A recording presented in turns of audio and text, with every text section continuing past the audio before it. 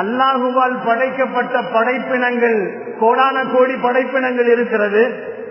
பல்வேறு படைப்பினங்களை படைத்த ரப்பு மிகச்சிறந்த ஒரு தரமான ஒரு தனிச்சிறப்பு குறைந்த மிகப்பெரிய ஒரு படைப்பை அல்லாஹ் மனித சமுதாயத்தை படைத்திருக்கிறான்.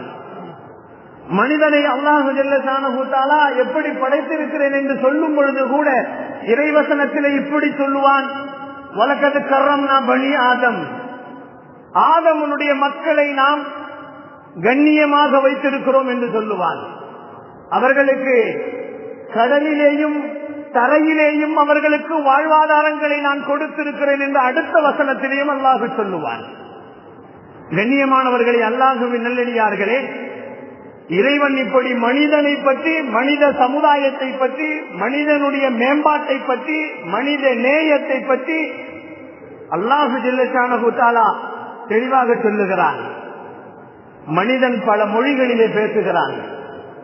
மனிதன் பல நகைச்சுவையாக பேசுகிறான். மனிதனை பார்த்தால் பல எழுத்துக்களால் மனிதர்களை அவன் பேசுகிறான். மனிதன் தூரத்தில் இருந்து ஒரு மனிதனிடத்திலே அவன் கைக்கிளியாக பேசுகிறான். இதுபோன்று மனிதனிடத்திலே இருக்கின்ற சிறப்புகள் ஏராளம். ஆனால் உலகத்திலே படைக்கப்பட்ட எந்த படைப்பினங்களுக்கும் இந்த சிறப்புகள் இல்லை. அதனால்தான் அல்லாஹ் அல் இன்சானு நாத்திக்குன், மனிதன் பேசக்கூடியவன் என்று சொல்லுகிறான். உலகத்திலே பேசக்கூடிய ஒரு சமுதாயம், ஒரு படைப்பு இருக்கிறது என்று சொன்னால் அது மனித சமுதாயத்தை அல்லாஹ் சிறப்பாக்கி வைத்திருக்கிறான். கண்ணியத்திற்குரியவர்களே, மிருகங்களுக்கு வாய் இருக்கிறது, ஆனால் பேச முடியாது.